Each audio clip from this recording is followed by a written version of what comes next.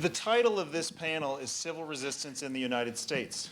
It seemed particularly fitting for a number of reasons to have such a panel at the Fletcher Summer Institute, not least of which, of course, is because we are in the United States. And we should look and learn and hear from struggles going on the ground in this country right now. We have three very talented, engaged, and experienced activists and organizers on our panel, which is fantastic. We have Austin Thompson, Conrado Santos, and Nikki Saqqara. I think what I will do is I will introduce Austin now, and then next when Nikki goes, I'll introduce her, and then after that, Conrado. So for now, Austin. Austin Thompson is an activist and civic leader. He has been an organizer in the most vibrant recent social movements in the United States, including Occupy Wall Street and the Movement for Black Lives. He is currently director of the Youth Engagement Fund and works to engage young people in civic life, build their long-term power, and help secure long-term progressive change. The Youth Engagement Fund is housed at the Democracy Alliance, a partnership of individual and institutional donors committed to building a stronger democracy and a more progressive America. Austin can tell you a lot more. Please welcome Austin Thompson.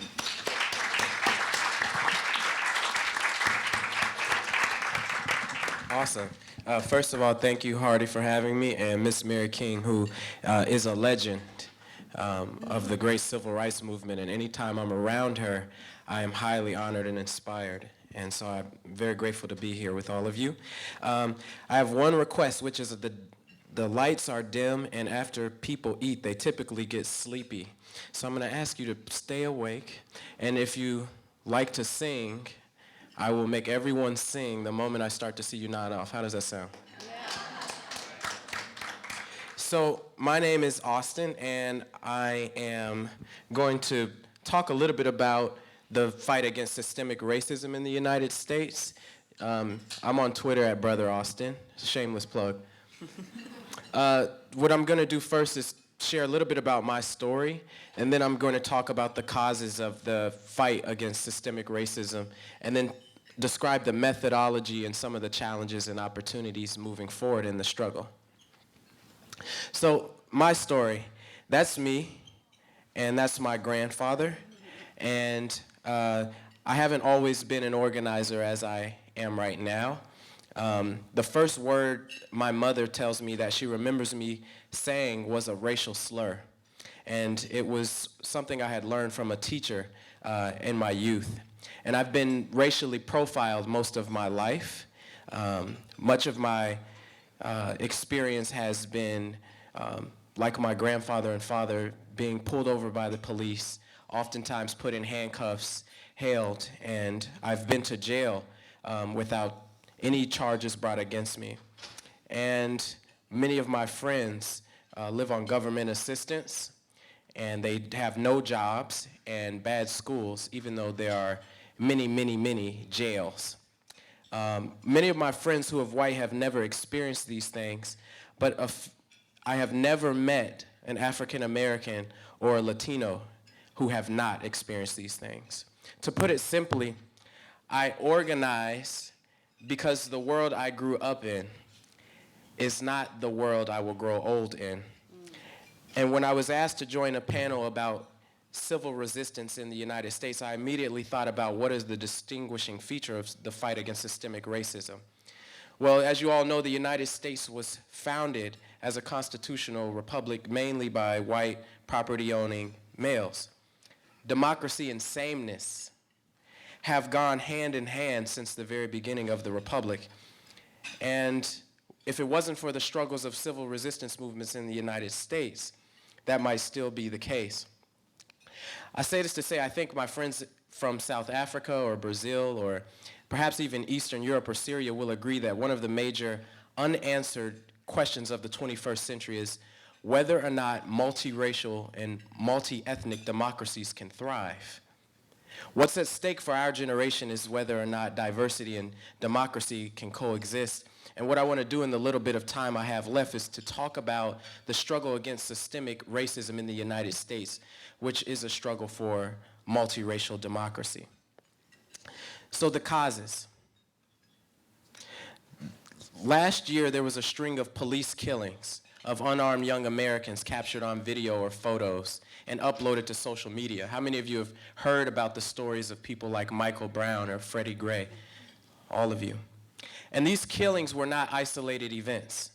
Already this year, according to Guardian newspaper, 500 people have been killed in the United States by the police, mostly African American.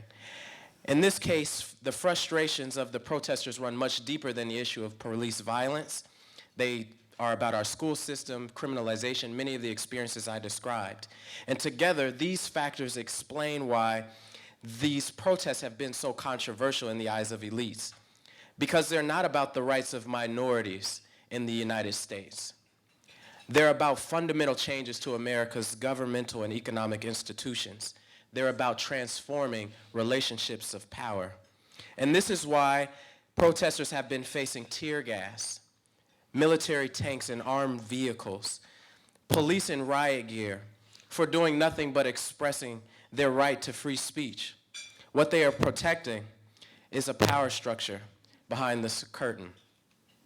So what are the goals of the protesters? Some are calling for the arrest of the officers who've been involved in the shootings of unarmed Americans. Others have clear objectives for reform of the criminal justice system. But more often than not, there is a sense among younger activists today that the unfinished business of the civil rights movement is to demand something greater. It's to demand changes in the hearts and minds of the American people about race. It's to demand changes in the behavior of elected officials and representatives of government like police. And yes, it is also about a recognition that Black lives matter as much as the lives of anyone else in the country. That includes changing media narratives that depict minorities like myself as criminals and lazy or gang members. What are the methods? In the movement against systemic racism, there are literally thousands of demonstrations across the country during the past year and some time before. For example, there was recently a day of action across the country, a demonstration to draw attention to the killing of young African-American women and girls. These days of action consist of multiple tactics that you are probably familiar with, including sit-ins at places of business and commerce, as well as at police stations. A defining slogan during these protests have been, "We want justice now. If we don't get it, shut it down." And shut it down, we have done. At the height of the protest activity last year, activists in key U.S. cities, they shut down major highways, disrupted the traffic in order to draw attention to the issue of institutional racism. And the tactic garnered very strong national media attention, and by strong, I mean often demonizing the participants as troublemakers rather than as freedom fighters and patriots. One characteristic of the movement that is notable is the spread of a popular slogan that was used in many of the protests, and you may have seen it. Hands up, don't shoot. The slogan is a reference to Michael Brown in Ferguson, Missouri, who was literally killed trying to escape from a police officer with his hands up, begging for his very life. Arguably, these stories would not be known and the uprising would not have happened without a free and open internet. The stories of police killings are not new. They've been going on for years. What's different is that the organizers on Facebook and Twitter were able to take pictures and elevate these stories in a way that the media could no longer ignore. For example, the popular hashtag Black Lives Matter, created by 3 Black queer women, has been a trademark of the movement as a result of it. While the majority of these protests were peaceful and nonviolent, 2 of the most vibrant and the ones that got the most attention nationally were riots, particularly in Baltimore and in Ferguson. And as Dr. Martin Luther King from the great civil rights movement once said, riots represent the voice of the unheard. Unfortunately, the media paid more attention to the riots than they did to the nonviolent action. And we saw as a result the demonization of protesters, calling them thugs. And in Baltimore, one of the key strategies of organizers was to push back against this narrative. So what are the results? The uprising has drawn thousands and thousands of new activists and leaders into the struggle for justice and freedom for the first time. It's changed public opinion. More Americans believe that racial profiling and violence is a problem than did before the uprisings. And this is largely a result of savvy organizers able to leverage the power of a 24-hour cable news infrastructure and the internet to spread their message. A number of police officers have been forced to resign. 31 different states have passed laws about police misconduct and reforms of the prison industrial complex in the United States. And President Obama passed an administrative action recently to demilitarize the police. And a leading presidential contender, Hillary Clinton, her first major campaign speech was about ending the era of mass incarceration, an issue that has not been discussed in politics in quite some time, if ever. The bottom line is that these protests have unquestionably been effective. And this is despite opposition. The momentum that protesters have gained against strategic and systemic racism in the United States has faced opposition. Police unions and prison workers unions in the United States are far more powerful than the voices of the young people in the streets right now. Private prisons, yes, I said private prisons in the United States, they give major campaign contributions to politicians to win re-election. In return, politicians sign contracts with the prisons to keep a certain number of prison beds filled with people. Criminalization of the poor is one of the only sources of revenue to fund schools and provide good jobs in poor and rural communities. So ending mass incarceration is seen as a threat to local politicians who want to keep taxes low but promise more money for vital services during their election campaigns. Maintaining structural racism is a way to shore up their political influence. Television, news, and radio spends a lot of time convincing white Americans to be afraid of black crime, Arab terrorism, illegal immigration, and more. When we protested against police killings of unarmed African Americans, for example, over the last year, many white Americans donated money to the police officers who did the killing to cover their legal fees. White people's fear is one of the main pillars of support for systemic racism. Finally, challenges and opportunity. Despite fierce opposition, despite criminalization, there is hope. The next phase of the struggle is not just responding to individual incidents of racism, but moving toward a broader political strategy.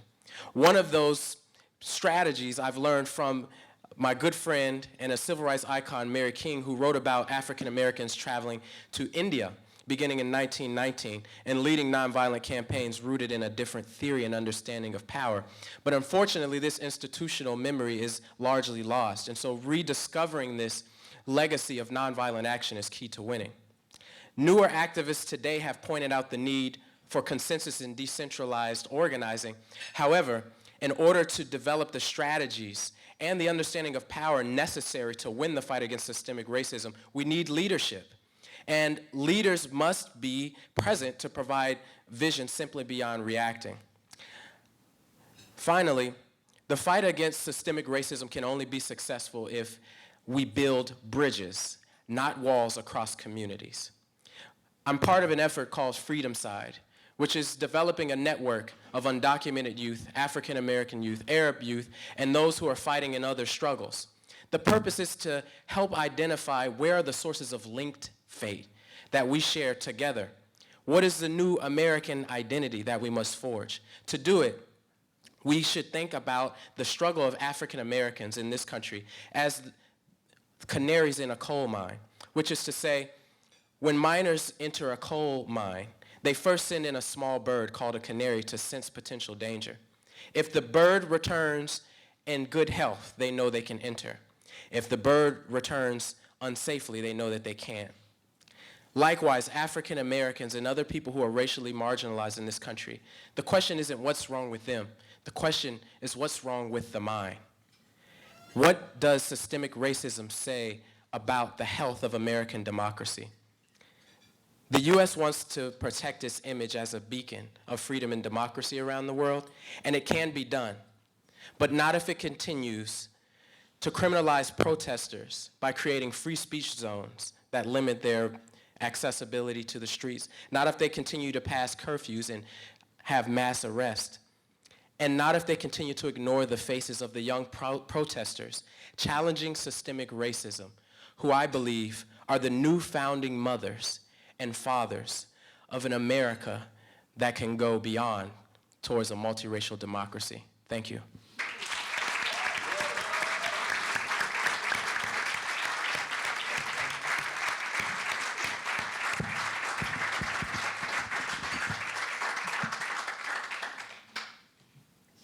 Thank you, Austin. Fantastic. Next, we have Nikki Saqqara. Nikki's most recent work focuses on climate justice and on water privatization issues in her community in rural Maine. She's founder of the Community Water Justice Network and most recently elected as a trustee in the town of Freiburg, Maine, to their water district. She is also a mentor and advisor to several youth leadership projects and works with the newly formed Portland Racial Justice Congress as a founding member of its White Caucus. She also, prior to her work in the U.S., served for 8 years in a leadership capacity on the board of directors of the U.S. Campaign for Burma. Please welcome Nikki Saqqara. Thank you.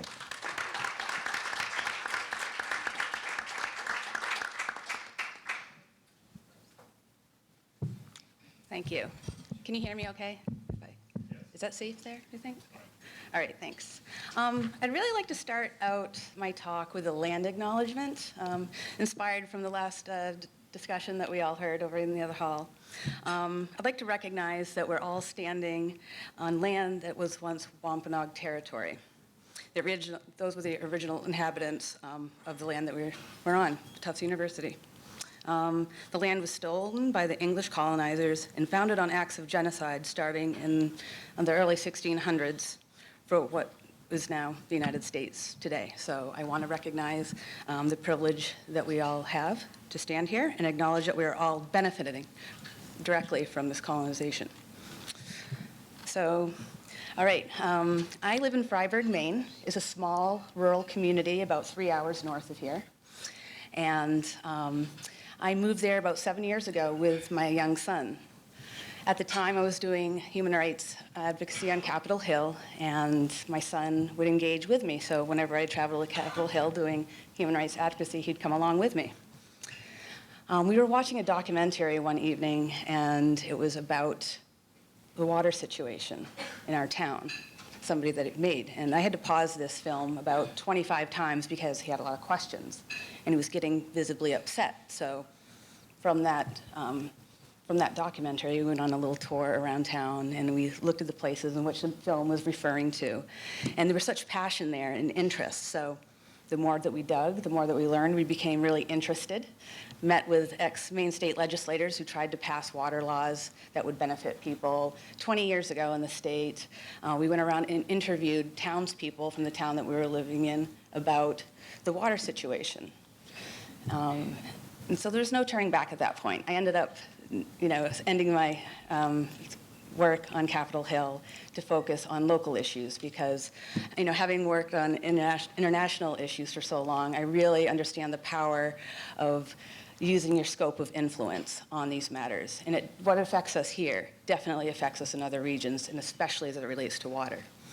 As we probably know, the amount of water that exists on the planet today is the same amount that existed 500,000 years ago, and we'll probably still have 500,000 years from now.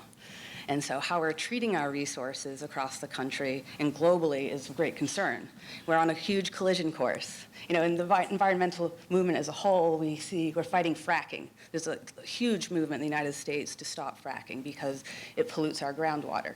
And the carbon emissions are also a problem as well, but a lot of it's about water. Maine has copious resources for water. I've heard us being referred to as oil is to Saudi Arabia, Maine is to water. And so this raises a concern. In my town, we have the largest food and beverage corporation in the world going for a 45-year contract for our groundwater. Now, the language in this contract gives this corporation the upper hand and control over our groundwater. They're taking what they're calling surplus. The hydrologist that did the study, agrees that the science is a lot of guesswork. There was no baseline studies before they started withdrawals in the early 1990s, so we don't really know what that actually looks like. So we don't have an accurate picture. Nestle had tried to secure long-term contracts at 2 other places in the United States prior to them coming to our town, and it failed. Water. Side note, I want to thank everybody who chose tap water today over bottled water. So, thank you. It can be part of the solution. So what they had done with this particular contract, they are calling it a 20-year contract with 4 automatic 5-year extensions. But it's really a 45-year contract because there's no input from the community as to how this relationship's going, if our water quality or quantity is diminishing. There's no input. So, and taking, their narratives, calling it, a 20-year, and then small print, with automatic, 5-year renewals, is a 45-year contract. So this raises a lot of concerns with climate change, a lot of pollution. Where's our water being exported? They pay our town $17.85 for one 8,000-plus tanker truck. And these trucks are going 24 hours a day, 7 days a week. And they're going to plastic bottles. And New York City metropolitan area, as an example, in 2013, Poland Spring brand water, that's the brand that comes from my town. Yes, thank you. Yes. Yeah, from Maine. Although that one wasn't bottled in Maine, that particular one. Framingham, Massachusetts, it goes there, yeah. So, where's it going? 1785 tanker. Yeah, and so, so 24 hours a day, those are going in and out of our town. Nestle sued us for saying no to them because we tried to block a second loading station. Now, that fight happened prior to my arrival on the scene. It's very hard to get local engagement because through that lawsuit, people had lost, they had put second mortgages on their home. People lost their jobs in town because the ruling water cabal in town corrupted local officials who are, lining their pockets with some of the profits. They're not getting nearly what they could be if they're selling this valuable resource, but that's another story. Yeah. So let's see. I'll go into, when I first heard about this 45-year contract, there was really nobody around from the last fight, nobody was paying attention. And I think this is why they were pushing it through, because people had stopped fighting at that point because they figured we cannot beat a multinational corporation this powerful. I knew the renewal for the contract was coming up. I asked the Public Utilities Commission to see what the terms of the new contract were going to be, and we were pretty shocked when we found out it was going to be for a 45-year contract. They were just going to push it through, nothing said, so I just went to the paper. I had to fight to get a hearing in our town. Water meetings in town, even though they may be serious of nature, you're lucky to get 20 people to show up. So me and my son emptied Poland Springs, the empty bottles, and did a message in the bottle campaign where we put notes on everybody's door about information about the contract, when the public hearing was going to be, and would you come and join us. And so that alone, we packed the place. We ended up turning 100 people away, which ended up being favorable because people were really angry that they felt like they got shut out of that meeting because they didn't hold it in a venue large enough. So I made sure I was on the outside saying, sorry you're getting shut out, this isn't right. So they knew that it wasn't right. And so they were going and said, write a letter to the paper, So 100% of the people that spoke out against this contract. We also, the first person to speak, we came up with a strategy to highlight the fact that the Public Utilities Commission that was overseeing this case, they all had been employed by Nestle at some point, or had contract works. So Nestle has been stacking the deck at the state level within the Public Utilities Commission because under that falls water. we have a unique situation where our town is provided water from a private public utility, and so it's much easier to deal with a private entity than with a water municipality, since it's owned differently. My son and I collected 175,000 signatures on a petition, which he delivered to the governor, and we got shut out from the governor. But Nestle's lead legal counsel was in the Hall of Flags watching us, as well as their state PR person. And I noticed that they went into the governor's office back door right after the media interviewed us on it. So it was my son's first lesson in democracy, which is interesting. So it took us about 1.5 years to get the public utilities commissioners to recuse themselves from the case. And it wasn't until finally I convinced an investigative journalist to cover the story. He'd done a story in the Department of Environmental Protection through the same law agency, which the Nestle lawyers were coming out of. So I kept feeding him little tidbits of information, and so that really helped us a lot. But then I got it on Al Jazeera, so that publicity, I think, was the thing that tipped the scale in that regard. We had 5 interveners at the case at the state level, and that's still going on. We just filed an appeal. It doesn't look favorable, but the point was creating community water justice was to create a network of communication about this case. Because where this is a precedent-setting case in the United States for water, everybody's going to know about it. And we have open lines of communication even with Detroit Water Brigade and Detroit. There's people on the ground in Baltimore right now mobilizing because 30,000 people are getting threatened with shutoffs, which is a huge problem. And of course, it's communities of color and poor communities that are affected mostly. Also, Restore the Delta out in California, San Joaquin Valley. If you've been paying attention to the drought there, there's a lot of problems going on. And our biggest goal with this is to, should we engage in the sale of water, as we are? The commodification of water is kind of the last private enterprise for natural resources that people are salivating to exploit. How many people here come from a country where there are water issues that are dire? Quite a few. Mm-hmm. So I suspect that you understand this in a way that, this hits close to home. So how much time do I have? About 6-7 minutes. Okay.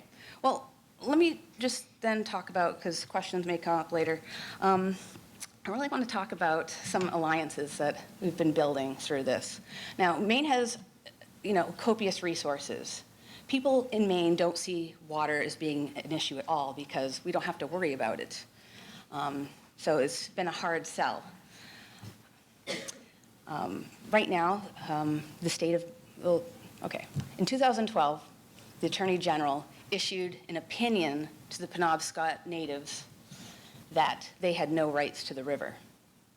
Now, the Penobscots are a river culture, and they're on their reservation. They're in islands that are encased in the river, and so the river has always been included in their reservation. So for them to assert that they have no rights to the river means trouble, so they had to engage in this lawsuit that's been going on since 2012. I've been helping them on that case for the past year. And so it's another water issue. And we've put together a few what we call connect the dots events that affect our water.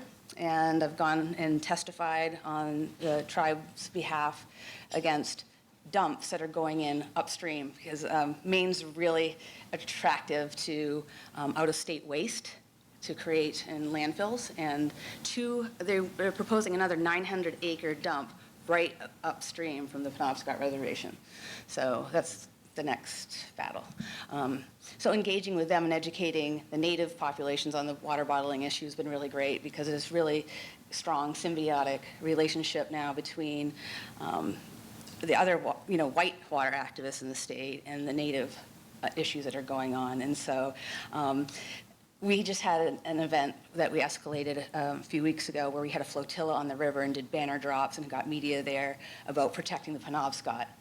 And 2 days later, they walked out. Their tribal representatives to the state of Maine walked out and they're not engaging anymore at the state level.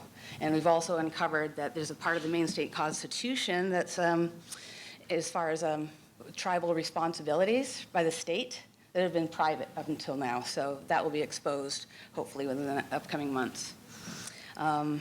Also, doing other intersectional work. I've been working with Portland Racial Justice Congress, as you mentioned, but we just created a council where 3 weeks ago we met with members from the immigrant community, queer and trans community, Black community, young Black activists, and the Native community. So we're just getting to know each other, tell each other stories, and try to figure out how we can support each other in this fight.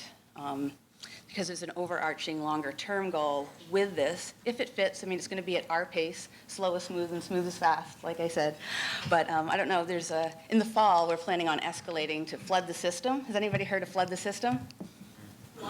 Flood the system, yeah. So I'll just read you the little narrative that they said. Okay. In the lead up to the United Nations climate talks in Paris in December, we will escalate local and regional resistance against systems that threaten our collective survival. Together, we will open alternative paths to the failing negotiations of political elites. To do this, we are calling for individuals and groups to plan their own direct actions, attend trainings, and convene action councils to stream smaller efforts into a massive flood of resistance. This is not another protest. This is a call for a massive economic and political intervention. It is a call to build the relationships needed to sustain our struggles for the long haul.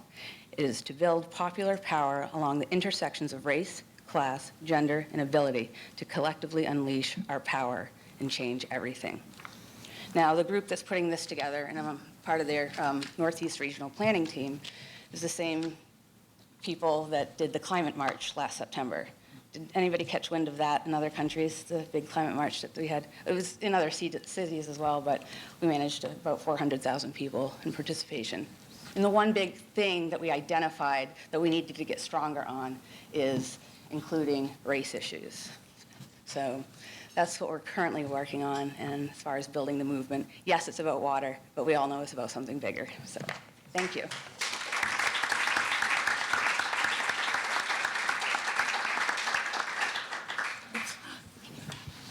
Thank you very much, Nikki. Next, we have Conrado Santos. Conrado is a longtime organizer in the immigrant youth movement in the United States. Originally from Brazil, he grew up in Boston. As an undocumented immigrant since 2006, he has been involved in local and national organizing around immigrant rights. I've also seen Conrado quoted numerous times in Boston media. Please welcome Conrado Santos. Thank you. All right, so everybody, are we awake? We're doing okay? Yeah. All right, so again, my name is Kenrato. I'm here to talk a little bit about immigrant rights here in the United States. And in particular, I want to try to talk about the evolution of the immigrant youth movement, which has been a sort of a subsect of the larger immigrant rights movement that has existed for the past 10 years or so. Now, I think just as a means of context, I know folks are from all over the world. Just as a means of context, so here in the United States, there's an estimated 12 to 15 million undocumented immigrants, people who came in a variety of ways from countries all over the world, but the majority of which are from Central and South America, and many from Brazil, and I'm one of them. So I came when I was 13 years old with my parents. It was 2002, and my father had lost his job in Brazil, and he came with my uncle, who my uncle had spent a year here in the United States already. My uncle went back and told my dad, hey, at least there's some work. You can keep food on the table for the kids, for your wife. And so my dad came. My uncle was actually detained and deported at Miami airport the day that my father arrived. So my father came. A few months later, my mother came, and a few months after that, in April 14, 2002, I arrived here in the United States. When I was sort of fast forwarding a little bit, when I was 17 years old, I first understood, I knew that I was undocumented, and I knew that there were some limits to what I could or couldn't do here. But it was only when I turned 17 or so Sorry, I'm just going to put my time up so I know how I'm doing. 1 second. There we go. Okay.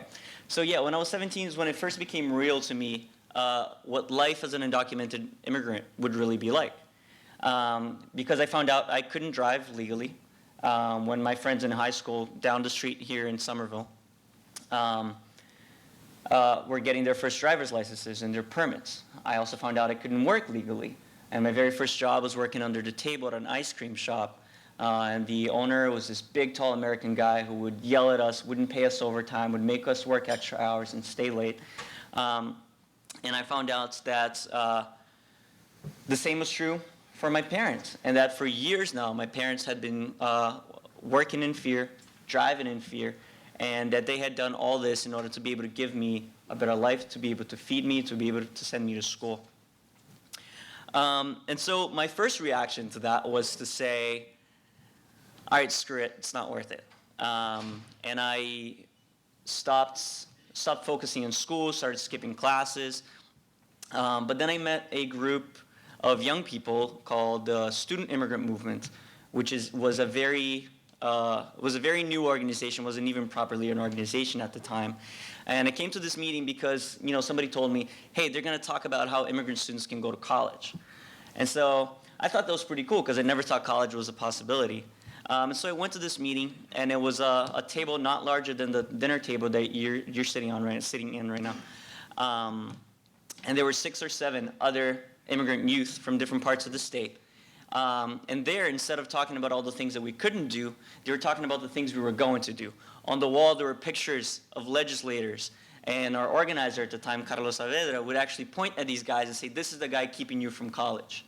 This is the guy keeping you from your dreams. And so we learned a little bit there about the things that we could do. We learned a little bit about what it meant to be able to act. And the Student Immigrant Movement was one of the founding organizations of the Immigrant Youth Movement and of the national network that's known as United We Dream. Now, United We Dream has an interesting founding story because when this whole thing first started, right, so immigrant rights has been a topic here in the United States for a very long time. And the central question around immigrant rights has always been the question of citizenship. So how is it that undocumented immigrants here, how can they enter into a path to citizenship so that they can really become a part of America, really become part of the American democracy? And the last time anything was done about that was in 1986 when President Reagan, was a Republican, was president. And there was an amnesty that covered maybe 3-4 million people. But the real issues were never addressed, right? Foreign policy, economic policy, none of those things were never looked at. The things that forced my father to come here in the first place, that forced so many of our fathers and mothers to come here in the first place, they were never looked at. And so fast forward 26 years, there's 12 to 15 million of us here. What are we going to do? Now, the mainstream immigrant rights organizations had been talking around in circles for as long as they've been around. And they had become sort of tools of the democratic establishment. So the Democratic Party in the United States has historically depended on the Latino vote to different levels. And so these immigrant rights organizations would lock arms with the Democrats and say, all right, let's do immigration reform, and then it would never go anywhere, never go anywhere. But early in the 2000s, there was this new bill introduced called the DREAM Act, which came to give its name to our movement, the DREAM Movement. And the DREAM Act was a bill specifically targeted to folks who came here when they were young. So people like myself who came before we were 16, who finished high school here, had no criminal record, yada, yada, yada, yada, and were committed to either going to college or entering into the military, which was problematic, but that's for another time. And so for us as young people we didn't have all this political context, all this other stuff, we were like, wait, we could do that. Because it was actually a bill that had bipartisan support, has support of both of the parties here in the United States. And so we started organizing around it. A few groups sprung up, like SIM and others in different parts of the country. And we started getting calls, met each other, started getting calls, talking to one another about what we were doing. And we were invited to a national conference put together by the largest immigrant rights sort of coalition at the national level that was focusing on immigration reform. And so our folks went to this conference and were very surprised when they got there that the DREAM Act was actually not on the agenda anywhere. It wasn't even talked about. There wasn't even a space where they could talk to one another. And so folks complained and said, hey, at least we want to be able to talk about the DREAM Act if you guys don't want to do it. And so they gave them a room. And they said, okay, here you go, come to your room. And when our folks got to that room, it was actually an emptied out coat closet that could barely fit the half dozen or so that were there. And it was a big lesson for us in the internal politics of movement building because we came out of there, decided to create this, with the decision to create our own space, our own network. And so United We Dream was born. And you know, as part of the immigrant youth movement. And I want to sort of try to capture 3 stages that, in my view, we've sort of gone through. And hopefully these are helpful for you and to think about. So I think the first stage, you know, with the United We Dream, the first thing we did was, in order for us to pass the DREAM Act, we couldn't, at least at first, count on the help of anybody besides ourselves. And so what we needed was, we needed more of us. And so United We Dream set out to build affiliate chapters, affiliate organizations throughout the country.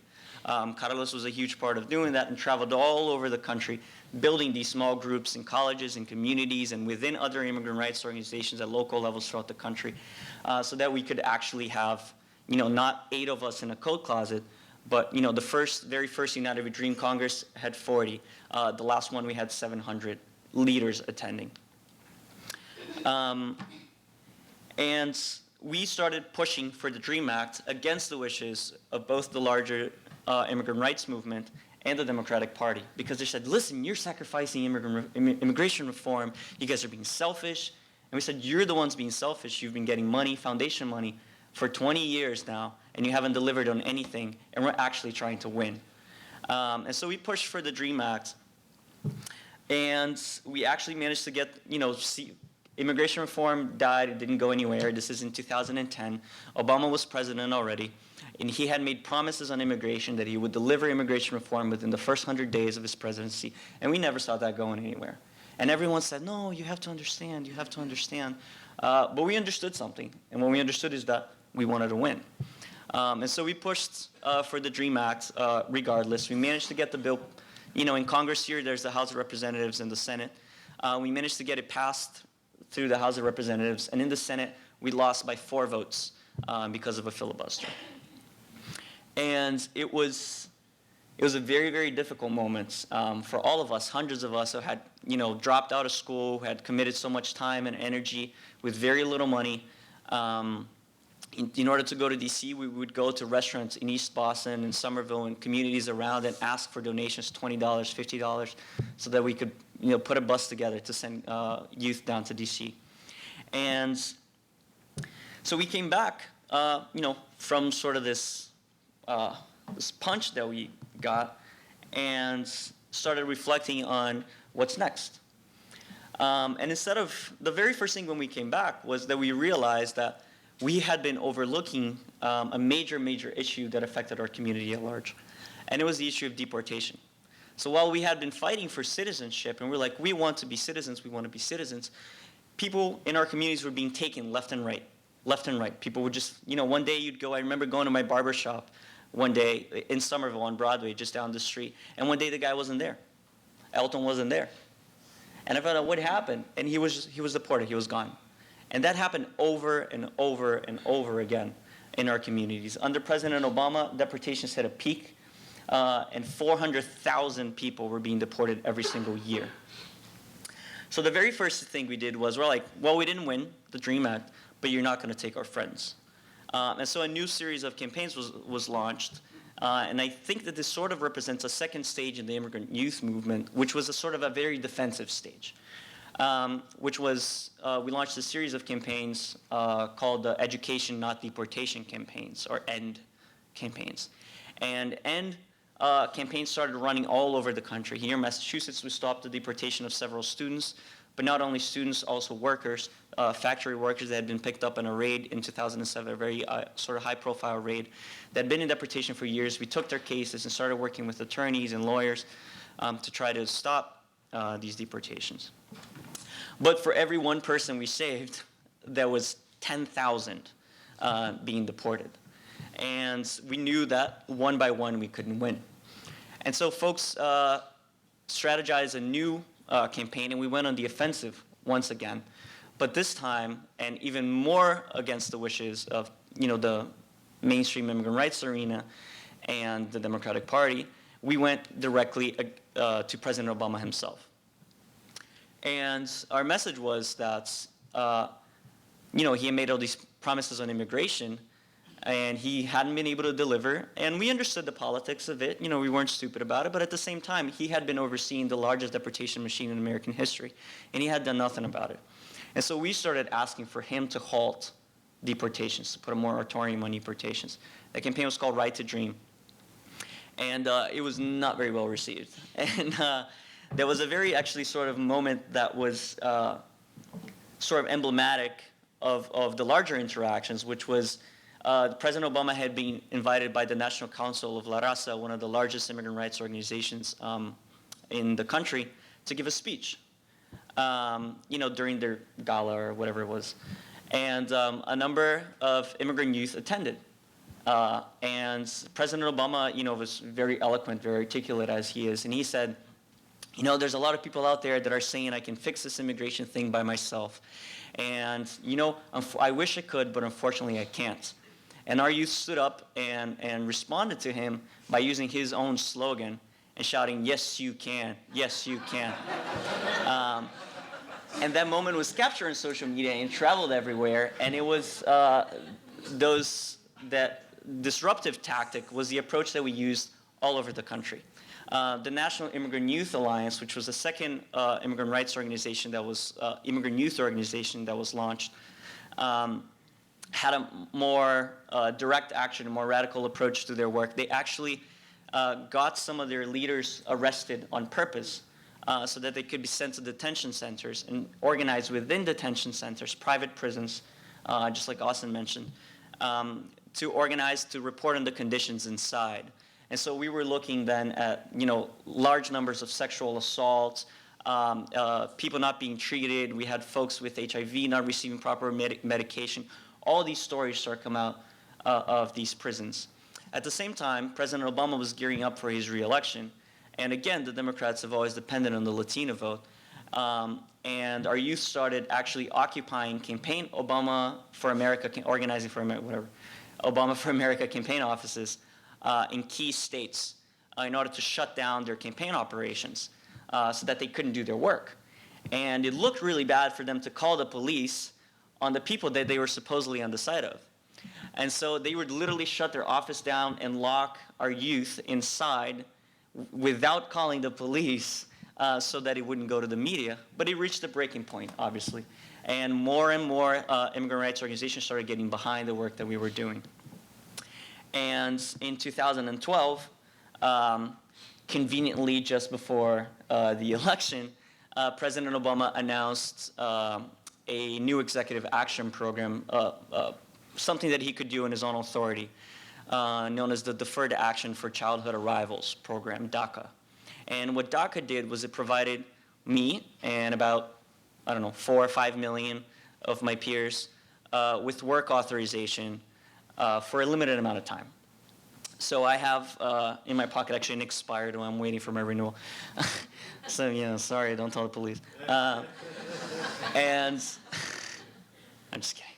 And so, for 2 years, for periods of 2 years, we were allowed to work, to stay in the country, to get driver's licenses. But the program was called Deferred Action, which translated from legalese to English literally means deportation later, right? And so we knew that we weren't set to go, we weren't all set.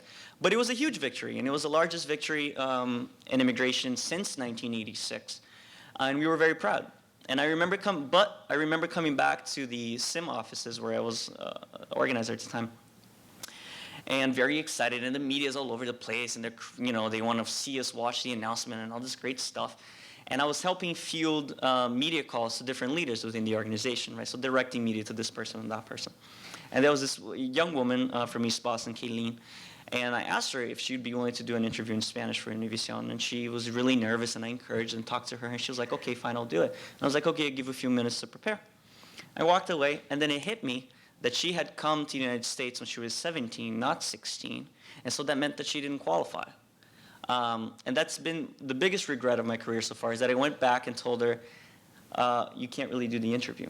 And I wish that I had told her to do it. I really did. Because it made clear for me at that moment how arbitrary and how random who got it and who didn't. And furthermore, it very clearly and blatantly excluded my parents, who were the real dreamers, the real stars, the folks who really made the sacrifice, who left their home behind. We're from a beautiful city, Petrópolis, in the mountains of Rio, and they left their families behind, their grandparents, their cousins, their brothers and sisters, the place where they had their first date. They left everything behind in order to be able to give me a new life, and they didn't get anything. And so the Dream Movement reconvened for what has been ongoing now, sort of the latest stage of our work, which was, we got together at a Congress in Kansas City, Missouri, about 650 of us, to talk about where we were going to go next. And we didn't really know. It was actually a very confrontational space. We didn't really know what we were going to do. But there we decided, finally unanimously, that we were going to pursue what we called 11 million dreams, right? So it was a campaign that what we wanted now was for everyone, not just for us. And that campaign took a lot of work, and now all these immigrant rights organizations are like, yeah, whatever you're doing sounds pretty good, we'll do that. And it resulted in a big win again, with another push from President Obama in a new program that was announced last year called the Deferred Action for Parents of Americans, which covered a few more million undocumented immigrants who had U.S. citizen children. But that program also made clear what the limitations of our approach thus far with President Obama have been, because that program has been tied up in the courts, in the judicial system here in the United States for the past several months, and it hasn't been able to be implemented. And now we're looking potentially at a new administration, and any president could at any time do away with what we have. And so now it's, our movement now is in a period of, I think, evolution, but characterized a lot by deep reflection on the work that we've done thus far and where is it that we want to go next. And a lot of that reflection has us looking at ourselves and realizing that in order for us to both win more and to secure our wins, we need, in my opinion and the opinion of others, we need to reach mass. We need far, far more people involved. We need structure. We need organization. SIM, which is my organization here in Massachusetts, is one of the largest and most well-established organizations in the Dream Movement. Yet we operate with a budget of $150,000, which is very little for here in the United States. And we're considered like a model for how to operate an organization. And so we know that we need organizations like SIM in every state. We need immigrant youth to be organized in every state. And we need workers organized. And we need to be building alliances and partnerships, which we have begun to do. United We Dream is a partner in Freedom Side that Austin has been talking about. And we have been building more and more to go beyond just in the immigrant youth world, go beyond just the immigrant world to talk about youth issues at large, both for immigrants, undocumented immigrants, but also people of color in general in the United States, so that we can actually build the sort of mass movement that's required to change the nature of American democracy, so that we don't have to be negotiating the minutiae of these politics, and we can actually build the America that we dreamed of when we first came to this country. So yeah, thanks everyone.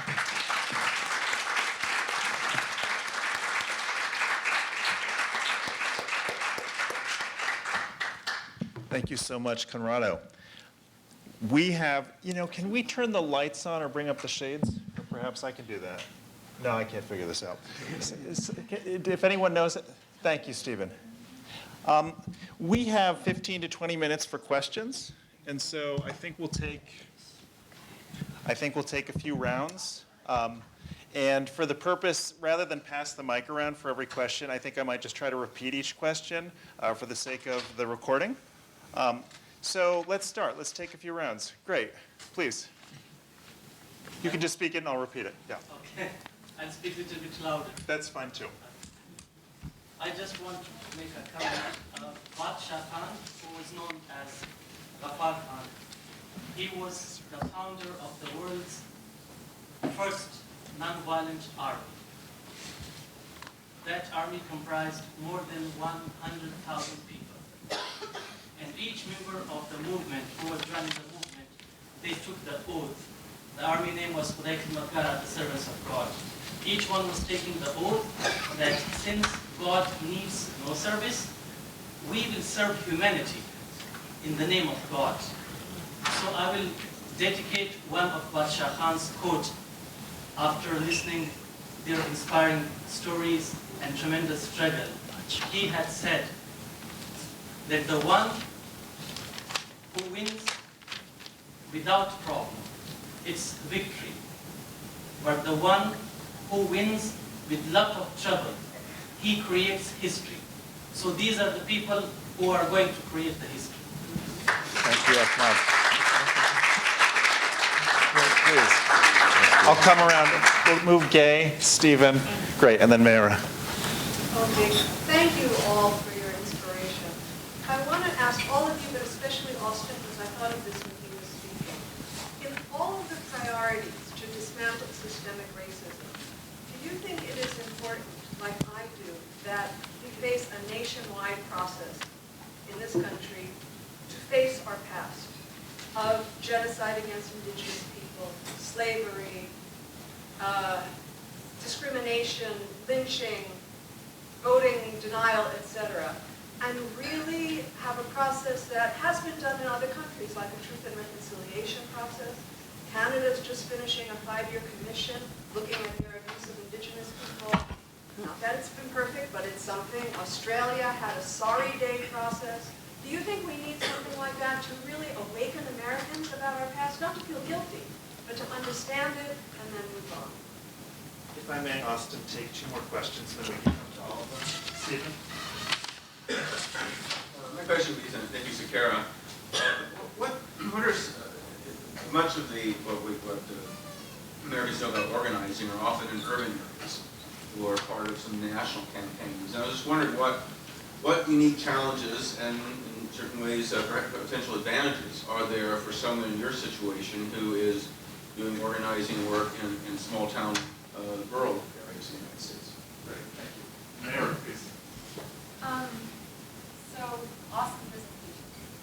I was wondering, Conrado, if you guys ever thought about, and there's so many immigrants in the U.S., if you ever thought about an action where no immigrant works for like a day or so, so that Americans can feel the impact of like the power of the immigrants and why they are needed here because they're doing the underwork. And the other thing is, why, I mean, I see that, at least from my perspective in Brazil, the black movement, the women's movement, the indigenous movement, the immigrant movement, the homosexual movement, they are all people, minority, claiming to have rights. Why don't you guys combine forces for some like humanity movement or something that could be maybe, you know, your movement is not as big, but like joining with all these other movements that are also fighting for like some basic rights? I don't know, just some ideas. Great, thank you. Please, any of you. Well, I'll say really quickly to the second question about why sometimes it feels like these movements are fragmented in the United States. The very short answer is that it's not a social phenomenon, it's a political phenomenon, which is that in the United States, we don't have a proportional representation system like they do in other countries.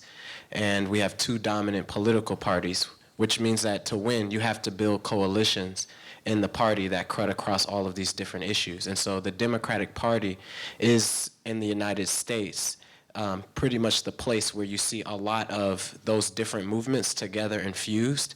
But it's very difficult outside of a political context to envision what that would look like. And I think that's the task before all of these movements, is to move from social movements to political movements and to have its own have an agenda that fuses these issues together.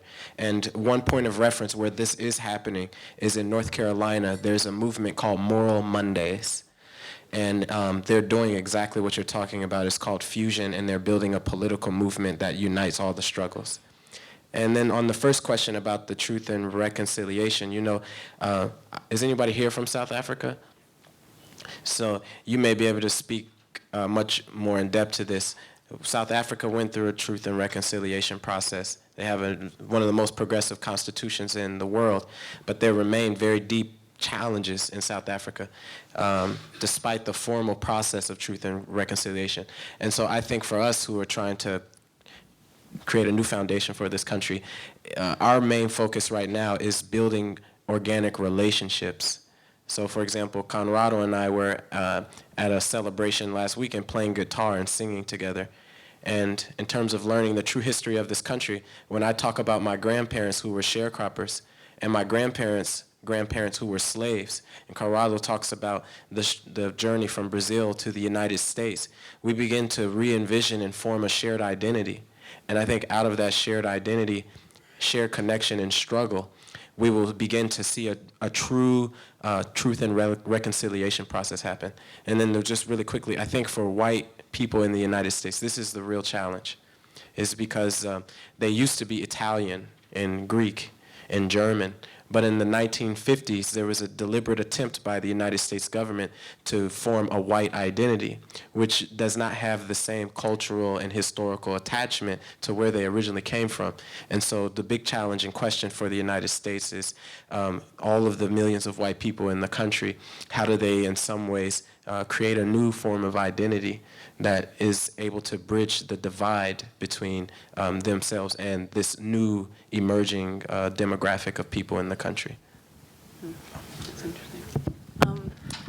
I'd like to address the truth and reconciliation question first. Serendipitous that I just received an email from Maine's Truth and Reconciliation Commission for the Wabanaki peoples. There's 4 recognized tribes in Maine, and I'm working with 3 of them currently.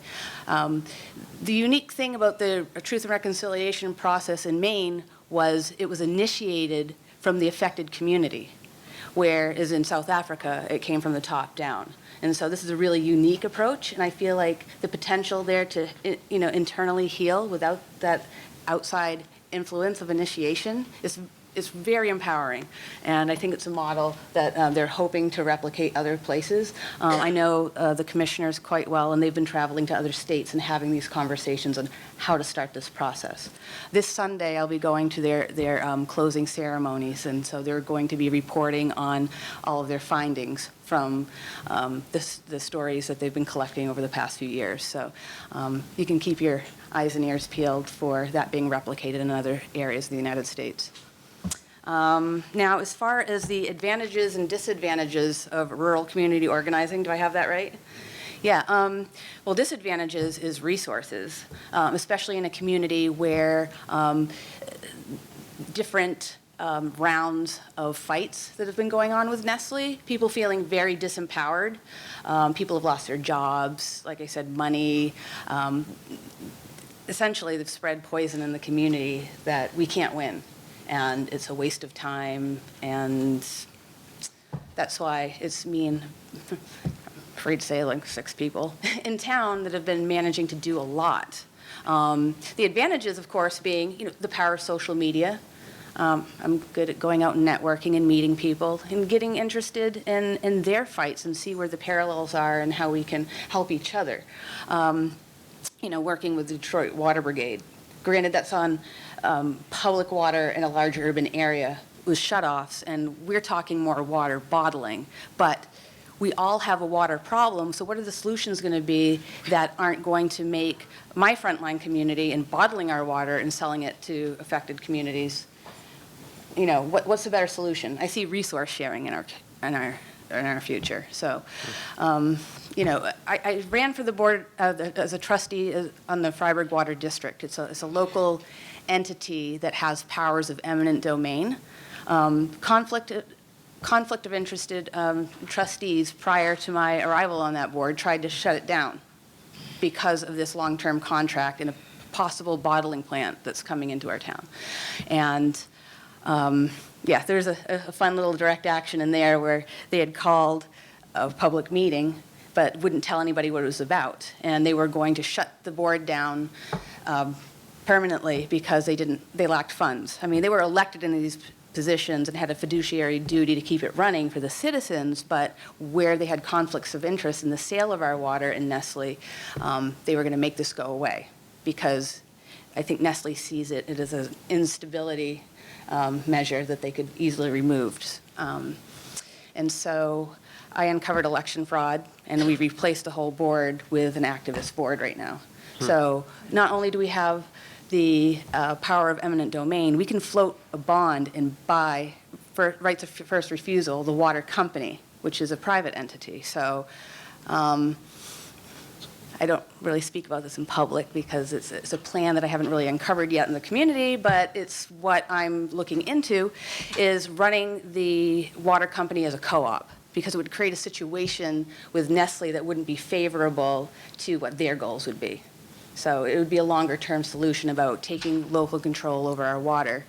Not that we can't engage in some sales because we are water, resource rich, but what would resource sharing look like? We shouldn't be giving it to affected communities out in Baltimore or in West Virginia when they had a big chemical spill and overnight 300,000 people couldn't drink their water. And you see Nestle shipping out single-serve bottles, which is a problem. They create 20 billion plastic bottles a year, and 77% of those go into landfills and waterways. And so that's not a sustainable solution. So, but, yeah. Yeah. Yeah, no, so, I think my mic's not working, but it should be okay. It's okay, it's okay. Can everybody hear me okay? Okay. This, I think it's more picking. Yeah, this one is. But I do need that. Let's the questions. Yeah, so I think, first on your question about this notion of the general strike, it's definitely been an idea that's been floated around more than once. And I think, among leadership folks recognize the potential of what that would do in terms of our power, but we don't have the organizational capacity to do anything like that, right? I think one of the big reasons why the immigrant youth movement was so successful here is that because seen as we grew up here, we are far less afraid of showing ourselves, right? So originally when we first started doing organizing work, we were told, hide your face, don't say your real name, and don't say where you're from, because then the police is gonna come and pick you up. And we did that for a little bit, didn't work, and so we tried the other thing, which was actually, we come out with, Coming Out of the Shadows is a national day of action that we have where folks, we borrowed language from the gay rights movement about coming out and started coming out as undocumented, right? And for non-youth and for the majority of our parents and for workers, that fear of being visible is very much present because by and large, there are very, very few protections to them from deportation. And also very few protections in terms of labor law, labor protection, how do you get your wages back, how do you not get fired? Like there's a number of factors that we haven't quite worked through in terms of the logistics of it, right? And in terms of capacity and structure, we don't have it. But it's definitely sort of a like mountaintop kind of thing that we would very much like to get to. To your other question, why haven't we joined? I think Austin spoke a little bit on that as already, and I think you've hit the nail on the head. But also, here in the United States, there was a very deliberate effort to, in addition to, the creation of white identity and all that stuff, to dismantle social movements that were taking sort of a sharper turn for the left and actually trying to look at issues of class and wealth as opposed to just issues of identity. And the people that started talking about that were shot and killed and exiled, right, in the 60s and 70s and leading up into the 80s. And so a lot of the institutional history that Austin mentioned earlier has been lost about how to do that type of work and what it takes to do that type of work.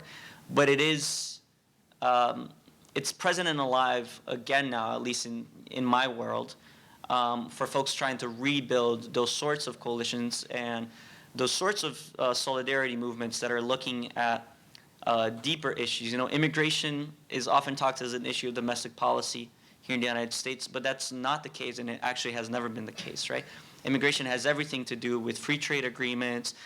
You know, my parents didn't come here because they were like, oh, I want to be like, you know, exploited in the United States. You know, like the dictatorship that was implemented by the United States in Brazil that forced rapid industrialization of the coast and drove millions of people from the interior into the slums, right, is what, you know, why are there so many folks from Minas here, right? It's because all the textile factories in Minas were shut down during the dictatorship and moved to the coast, right? And so all those folks lost the base of their economy. And so there's a lot more work, a lot more to discover in talking about issues of class especially and wealth. We're not quite there yet, but we're working on it. We have literally 3 minutes. We have time for one more question. Anna, I saw your hand. Please ask. Maybe this is just a statement for thought further, but maybe because I don't think there will be an answer, especially after Nikki's presentation when we're talking about resource exploitation.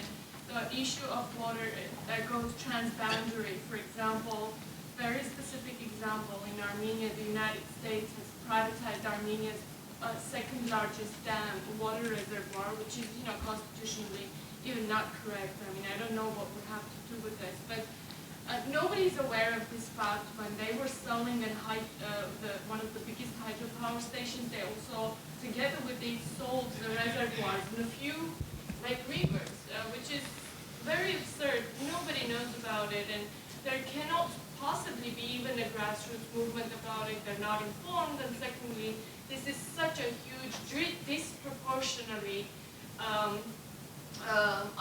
like complex issue that I don't know who can fight about it. So in these situations when this is so transboundary and where you have very strong governments, especially a government that is poised as a donor in a country that gives money to my media to do media work, and my media won't cover this issue or won't criticize this issue. I mean, not to speak about the government. What can be done? Who are the actors, and what kind of resistance can happen in transboundary, disproportional issues? Yeah, that's a huge one, and it's important. Water doesn't know boundaries, so I think we need to seek to be like water. Yeah, it's interesting. Of course, right now I'm really focused on what Bolivia was able to accomplish. Are you familiar with the Cochabamba water wars? Yeah. So Oscar Oliveira, who's also connected with FSI and International Center for Nonviolent Conflict. Oscar Oliveira was a James Lawson Award winner. Yes. Oh, thank you. Yes.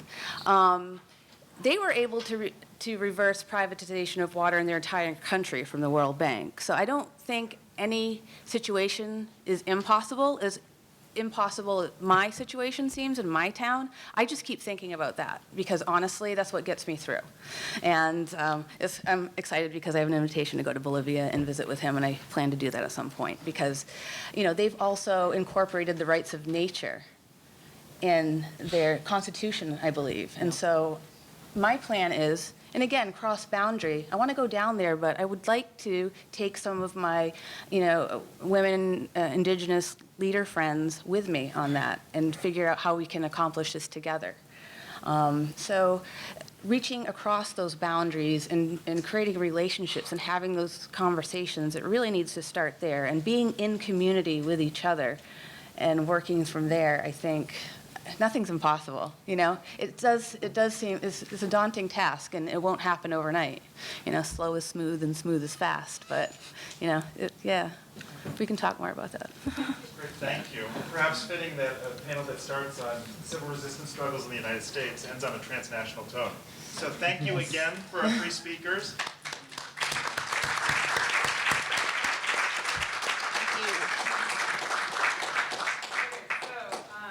My task is now very challenging one, is to get you all to your rooms. Oh.